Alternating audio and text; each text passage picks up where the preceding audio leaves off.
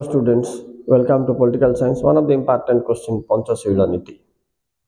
ये पंचशील नीति भारत और चीन मध्य बंधुता स्थापन करिबा पाई होइथिला. केबे हिथिला 1954 रे होइथिला. इठी पांचटी शर्त थिला उभय देश मानिबा पाई राजी हिथिले. एक, उभय उभयर सार्वभौमित्व को सम्मान करिवे. दुई, कौन से विवाद हेले शांतिपूर्ण समाधान करिवे, अस्त्र शस्त्र प्रयोग करिवे नाही.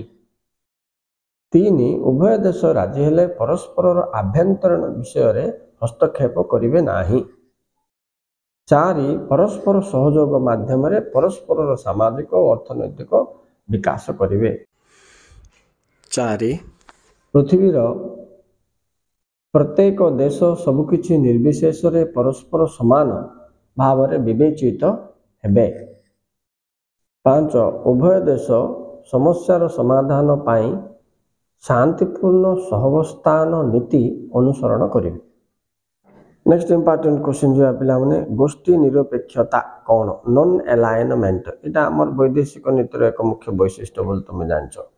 ए कथा कोल्ड वार माने शीतल युद्ध परवर्ती समय रे कौन हेतिला ना गोटे पटे रशिया और गोटे पटे अमेरिका मध्य प्रतियोगिता शक्ति परीक्षा चलला. तो से समय रे उभय देश निज निजर संगठन गढ़ा दिगरे भारत को आकर्षण करने चेष्टा करथिले निज पटे.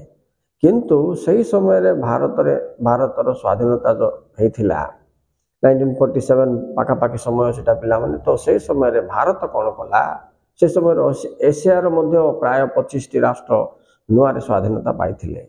एमानंकु एकाठी करी भारत निरपेक्ष रहिबा, ना अमेरिका को पक्ष दबा ना रशिया पक्ष रे जोग दबा.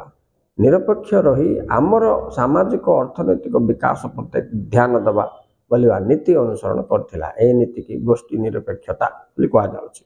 It's very important question.